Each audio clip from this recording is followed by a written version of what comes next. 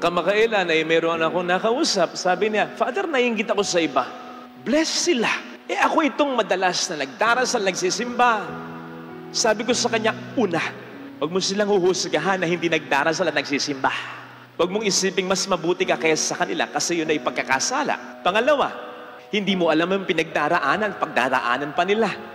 Ikatlo, ano ba yung blessing na tinutukoy mong nararanasan ng mga taong ito? Yung pera nila, yung kasikatan nila, yung kapangyarihan nila? Yun talaga? Ang blessings ay yun lang ba? Tandaan po ninyo, kahit ang pera, pwedeng hindi blessing. Bakit? Kung ang pera, hindi lang pera, pwedeng kasikatan, pwedeng yung very close na pamilya, pwedeng gamitin ng demonyo ang mga blessings na ito upang makalimutan mo ang Diyos at isipin mo, yun na lang talaga ang blessing na gusto niyang maranasan mo. Tandaan natin yun. Hindi porke mayaman ang tao, hindi porke walang problema yung tao, blessed na siya. Ay, tandaan po natin na hindi yun ang ultimate blessing na gusto ng Diyos na iparana sa atin. Kung sa kanyang katanyagan, kung sa kanyang kasikatan, kung sa kanyang pagkakaroon ng happy family, kung sa kanyang pagkakaroon ng maraming pera, nalalayo siya sa Diyos at nakakalimutan niya ang Diyos, hindi blessing yun. Ginagamit ng demonyo yung mga blessing na yon upang makalimutan ng tao ang ultimate blessing, God who is the source of all blessing. Ang taong may pera nga, ang taong sikat nga, ang taong okay ang pamilya nga, pero wala naman ang Diyos sa buhay niya. Matutulad daw yan sa halaman na nakatanim sa disyerto o ilang. Nakatanim, tumutubo, pero darating ang pagkakataon, mamamatay din yan. Bakit? Wala namang tubig masyado sa disyerto So for quite some time, tutubo yan. Pero darating ang pagkakataon, mamamatay rin yan. Ang tao, pagamat kipit sa pera, hindi okay ang pamilya, may problema, may sakit pa, pero nasa sa buhay niya ang Diyos na totoong biyaya. Ito naman daw ay matutulad sa isang halaman o puno na nakatanim sa may batis, sagana sa tubig. So hindi natatakot na magtag-init o kaya'y maging tagtuyot sapagkat naroroon ang bukhal ng kaligayahan na nakatatagpuan sa Diyos lamang. Inasmuch as ano man yung mga blessings na yan sa buhay, material blessings, darating ang pagkakataon na mawawala yan. Ano yung darating na pagkakataon ngayon? Yung ating kamatayan. Sino bang pinaka-ating aasahan sa kamatayan? Lalo pat bago yung kamatayan yan, wala ka ng pag-asa kundi ang Panginoon lamang. Wala nang nandyan para sa iyo kundi ang Panginoon lamang. Wala nang saysay kahit ang pera mo kundi ang Panginoon lamang. Doon mo makikita ang Diyos talaga ang pinaka-mahalaga. Kaya sana, ngayon pa lang, yan ay ating madama. At mangyayari yan kung magiging faithful tayo sa pagtupad ng mga kondisyon ng blessings sa atin ng Panginoon. Na-overheard ko lang, may isang nagbiro sa isang tao na para bang nag-e-expect na tuparin niya yung ipinangako niya. Sabi nung narinig ko, ikaw na nga itong pinangakuan, gusto mo pa, tuparin ko? Sobra ka na. Meron pa lang gano'ng katwiran. Nangako na nga ako sa'yo. Gusto mo pa, tuparin ko? Sobra na to. Ay, mga kapatid, sa Diyos, para sa Kanya, hindi mahirap ang mangako. At lalong sa Diyos, para sa Kanya, hindi rin mahirap ang tuparin ang pangako niya. Medyo nade-delay lang, medyo nagiging mahirap lang kung hindi tayo tumutupad sa mga kondisyon niya. Kaya sana, mga kapatid, bago tayo humingi ng mga biyaya at kung naghihintay na rin tayo ng mga biyaya, huwag tayong magwala ng pag-asa basta sa paghihintay natin ng biyaya. Ito yung maging dahilan upang tayo mas mapalapit sa Kanya na pinakamahalagang biyaya. Ito sana ang hiling nating biyaya sa banal na misa. Sa Negros Occidental ay merong isang chapel doon na nabansagang the chapel or the church of the angry Christ. Ang kapilya o simbahan ng galit na Kristo. Ang dahilan ay dahil sa may sanctuary niya, sa may bandang altar, may painting depicting Jesus as seemingly angry. Ayan. Nakita niyo na, mukha ngang galit. Diba? Para bang kapag magdarasal ka dyan, ang una mong sasabihin kay Lord, Lord, gusto ko lang namang magdasal, ba't ka nagagalit? Pero may dahilan yan. Ako ang basa ko dyan, ang maganda, isa sa mga magandang dahilan ng painting na yan ay, pinapakita niyan yung zeal, yung gana, yung gusto, o mas matindi pa, yung marubdob na pagnanais ni Jesus na gawin ang kalooban ng Ama sa mundo. Doing my Father's will is the food that sustains me. Sa ating gospel reading, I have come to set fire on the earth, and how I wish it will already blazing. Kaya nga, mapapansin po ninyo, yung puso niya dyan, emphasize na emphasize, parang Sacred Heart, pero napakalaki. Nandyan din may koronang tinik, signifying yung suffering, yung mga balakid, pero yung pusong yan ay nag-aalab sa pagmamahal sa Diyos at sa tao. Ibig sabihin, ang Diyos na si Jesus nang siya'y magkatawang tao ay decided na gawin ang kalooban ng Ama whatever it takes. Ganon din dapat tayo. If Jesus here is on fire, we should always be on fire also. Ilan sa atin ang may mga golden realizations? Ang buhay, hindi payamanan, pasayahan. Maikli lang ang buhay.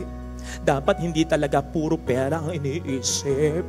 Dapat may panahon kay Lord. Dapat may panahon para magdasal.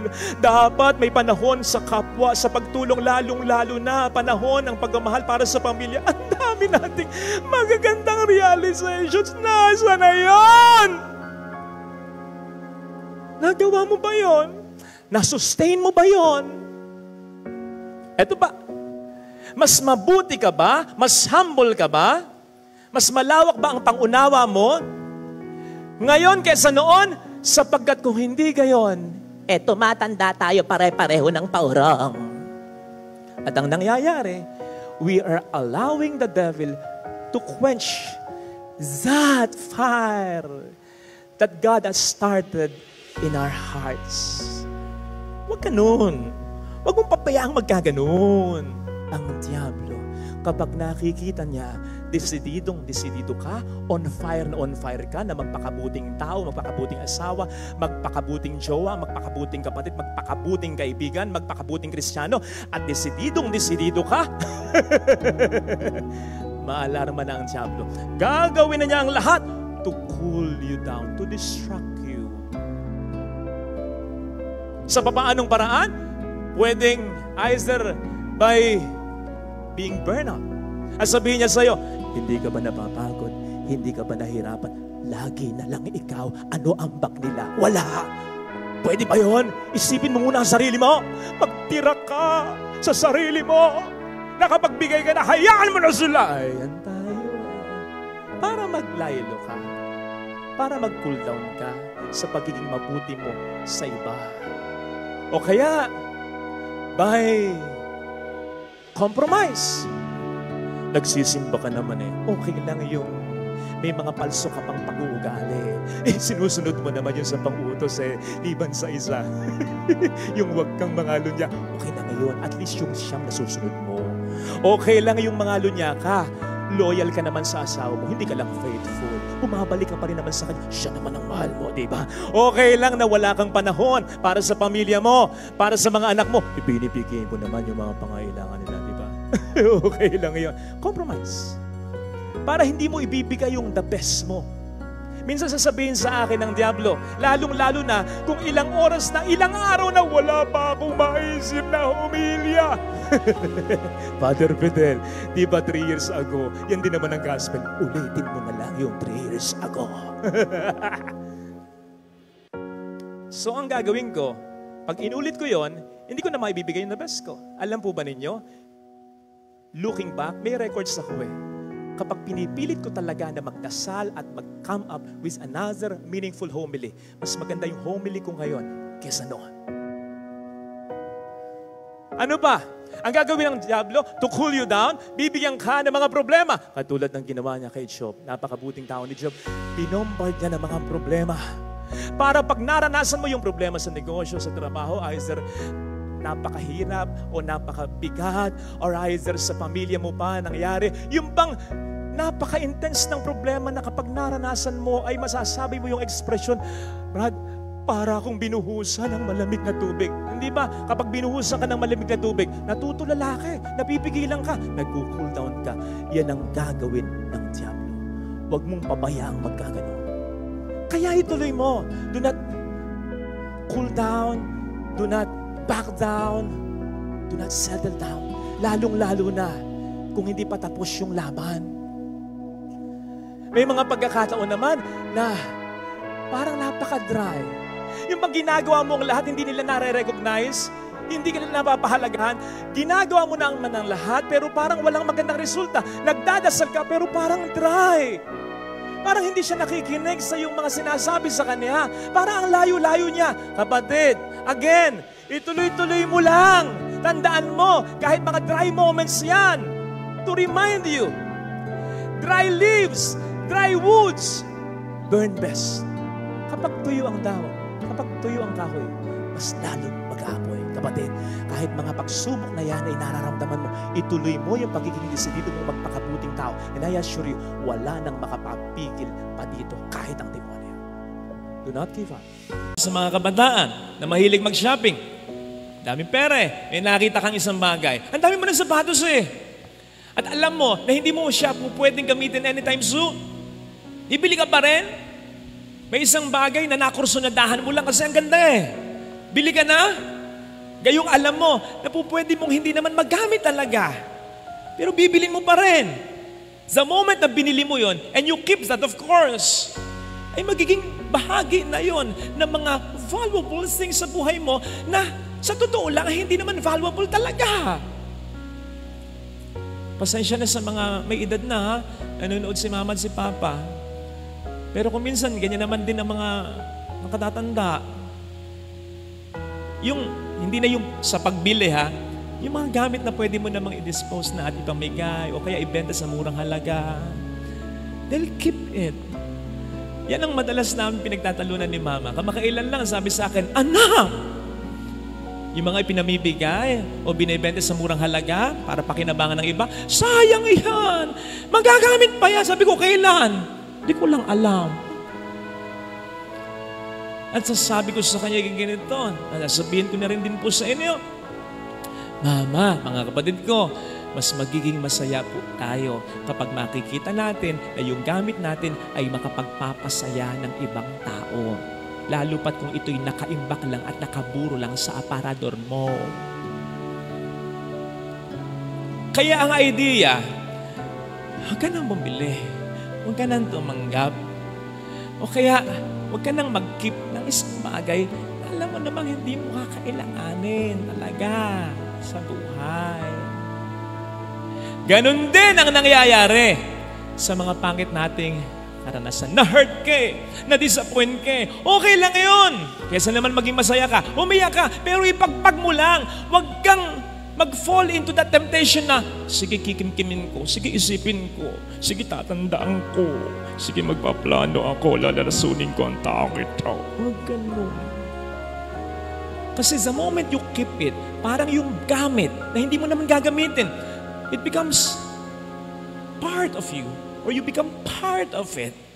It affects you. Isipin mo over and over again. You'll not just think about it. Over and over again, you'll think of it. You'll not just feel it, you'll feed it. Ay nako, you'll be consumed by it. Let go and let God. Lalo pa sa mga bitterness, alam po ninyo, huwag na tayo mag-isip ng paghihikante. Pagpasa Diyos na lamang natin ang lahat. Yun naman din ang sabi niya, di ba? Vengeance is mine, not yours. Hayaan mo ako magiganti para sa'yo. Hayaan mo ako magturo ng leksyon sa Kanya. Huwag na ikaw. Huwag mo nang intindihin yon. Move on with your buhay, with your life. Besides, anong sabi ng Panginoon? Sa Salmo, you will prepare a table for me in front of my enemies, in the sight of my enemies. Na para bang sinasabi ng Panginoon, kapag siya ang naghiganti para sa atin, sisiguraduhin niya na ito'y makikita ng mga taong sa atin ay nakasakit dati. Ibe-bless ka niya, malalaman ng mga nanira sa'yo. Itataas ka niya, malalaman ng mga nagchismis sa'yo.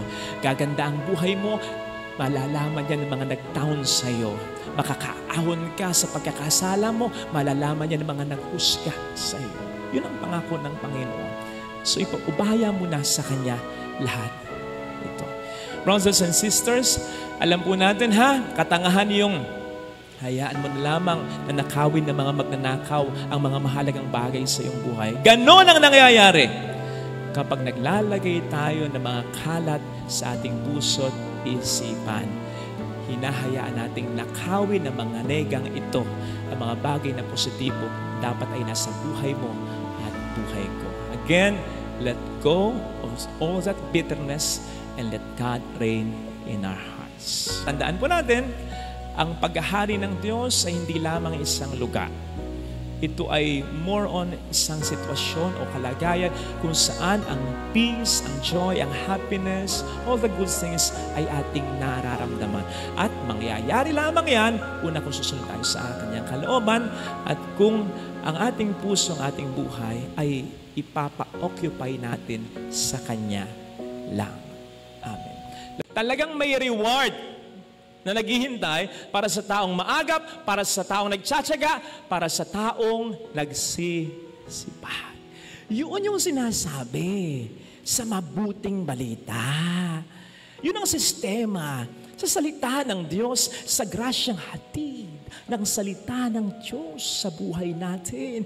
Kaya maliwanag ang sabi, to the one who has, yung meron at kanyang pinagyayaman, ina-apply, sinasabuhay ang salita ng Diyos sa kanyang buhay, more will be given and he will grow rich. Siya'y mananagana. But to one who has not, actually, hindi definitely has not He has something. Pero dahil hindi niya sinasabuhay, parang nothing na rin. To anyone who has not, even that he has will be taken away from him. Kasi hindi natin isinabuhay. Hindi natin i-apply sa buhay natin. Brothers and sisters, ganun ang grasyang hatid ng salita ng Diyos. Isabuhay natin at mas marami pa tayo mararamdamang grasya sa buhay natin. Yung salita ng Diyos na umiwas ka sa tukso, nako, mas patatatagin ka ng Panginoon laban sa mga tukso kapag ito ay in-apply mo sa buhay mo. Yung sinasabi ng Panginoon na kapag ikaw ay nagbigay, babalik sa iyo siksik-liglig at umaapaw, mararanasan mo yon. Kaya kapag naranasan mo yon, mas lalo kang magbibigay. Hindi mo maranasan yung siksik-liglig, umaapaw ka sapagkat hindi ka nagbibigay. So parang may doubt ka, totoo ba yan? Subukan mong i-apply at yan mararanasan mo sa iyong buhay. Yung sinasabi ng Panginoon na kapag nagpatawad ka, I will console you at maipaparamdam ko sa iyo na ikaw ay tunay na anak ko. I'm proud of you. Magpatawad ka kahit mahirap at mararanasan mo. God is like in heaven telling everyone, that's my son, that's my child, I'm proud of him. Yung magbalik ka mula sa iyong pagkakasala na sinasabi sa Ebanghelyo ay gano'n na lamang ang pagsasaya sa kalangitan. Kapatid, in a very supernatural way, maranasan mo yan. Kapag sa tindi ng kasalanan mo, nagbalik loob ka sa kandungan o kandili ng mapagmahal nating Ama. Kapatid, you want more? You will have more. Basta ipakita mo ang appreciation mo at ang effort mo na tinatambal mo sa salita ng Diyos, sa grasya ng Diyos, sa pagmamahal ng Diyos, sa buhay mo. Actually, yun din ay ma-apply natin sa ating buhay, sa mga ordinaryong bagay sa ating buhay. Maging mas honest ka, mas maging diligent ka sa trabaho mo, mas ipopromote ka niya. Mas maging mapagmahal ka, malambing ka sa asawa mo, mas palalalimin ng Panginoon ang pagsasama niyong dalawa. Mas maging responsable ka at mapagmahal kang mga magulang, mas igagalang ka ng mga anak ninyo, ng mga anak mo. Mas maging mabuting anak ka at mas mararamdaman mo ang pagiging ina at tatay ng mga magulang mo. Mas maging caring kang kapatid at ang iyong kapatid sa iyo ay mas magiging expressive, mas maging mabuti kang tao at marami kang ma-attract na mabubuting bagay, marami kang mamamagnet na mabubuting bagay at pangyayari sa buhay na ito. Tama namang ang ulan ay pinasisinaya pinababagsak ng Panginoon, both sa mabubuti at masama. Ang araw ay pinasisikan niya both sa mabuti at masama. Pero hindi po pwedeng mas makinabang yung masama. Mas makikinabang pa rin yung gumagawa ng mabuti. Sapagkat siya na mayroon at pinagyayaman niya, mas marami pa ang ibibigay niya. Romans 10:11, hindi mapapahiya kailanman ang sa Diyos ay sumasampalataya. Kaya pwede ba, huwag mong karakarakang tutuldukan o lalagyan ng period anumang pangit na yugto sa buhay mo kung sa totoo lang ay kamalang ang inilagay ng Diyos dito, sapagkat dudugtungan pa niya ng magandang storya ang buhay mo. Keep on trusting. Keep on believing. Good things are still coming. Baka sineset up ka ng Panginoon sa isang matinding milagro na kapag binigay niya sa'yo, mas pupurihin mo siya at mas pupurihin siya ng tao dahil sa'yo. Tama namang magandang sharing kung minsan, gumising po ako kaninang umaga. Praise God. Praise His goodness. May trabaho po ako araw-araw. Bukas may inaasahan akong trabaho kita. Praise God, His goodness. Maganda yon. Pero mga kapatid, parang ordinaryo yon. Sapagkat halos lahat naman tayo, marami sa atin ang may ganon. Pero yung patotoong ganito, stage 3 cancer po ako, pero gumaling ako. Praise God. Namatay po yung asawa ko. After a month, yung anak ko naman ang namatay. Pero nakaya ko. Praise God. Dati po, halos wala na kaming makain ang mga anak ko. Pero imbis na kumapit ako sa patalim, kay Lord ako kumapit, nakabangon ako. Maganda na po ang takbo ngayon ng aking negosyo. Praise God. Hindi ba't mas magandang patotoo yun? Anong malay mo? Yun ang gusto ng Diyos para sa'yo. Kaya kapatid, anuman ang mabigat, matindi mong problema ngayon, I suggest kapag nagdarasal ka, Lord, lalaban ako, tulungan mo ako, at ipinapangako ko ngayon pa lang, kapag nalampasan ko ito sa tulong mo, ilalaan ko ang buong buhay ko sa pagpapatotoo ng ginawa mo sa aking milagro. Amen? Claim it! Claim it! Kaya kapatid, anuman ang matinding problema, huwag kang mawawala ng pag-asa. Good things are coming. Keep on trusting. Sige, kung hindi mo makontrol ang sarili mo, magtampo ka sa Kanya. Magalit ka sa Kanya. Tulad ni Marta, kulang na lang, aksyonan ko kanina. Panginoon, kung nandito ka, hindi namatay ang kapatid ko. Galit siya. Pero anong dinugtong niya? Pero kahit ngayon, naniniwala ako, anuman ang hilingin mo sa Diyos, ibibigay niya. Galit si Marta, pero nananampalataya pa rin siya. Ganun sana. Kapatid, parang ang Panginoon sa Kalbaryo noon, Ama, bakit mo ako pinabayaan? Pero, Ama, sa mga kamay mo, itinatagubilin ko ang aking espiritu. Kung hindi mo kayang makontrol ang sarili mo, sige, magtampo ka. Ilabas mo yung nararamdaman mo. Pero, patuloy na sumampalataya. Sapagkat, I'm telling you this, God can handle, God can understand your anger, our anger, but not our unbelief. Tandaan ninyo, sa kabila ng nanggagalaiti sa galit ang mga Pariseo, gumagawa pa rin ng milagro si Kristo. Pero nang hindi sumampalataya sa Kanya, ang Kanyang mga sariling kababayan, hindi gumawa ng milagro si Kristo. Kaya kayang i-handle ng Diyos easily yung galit mo, pero patuloy kang sumampalataya kay Kristo. Kasi kailangan to para maibigay niya yung milagrong bubuhay muli sa buhay mo. Amen.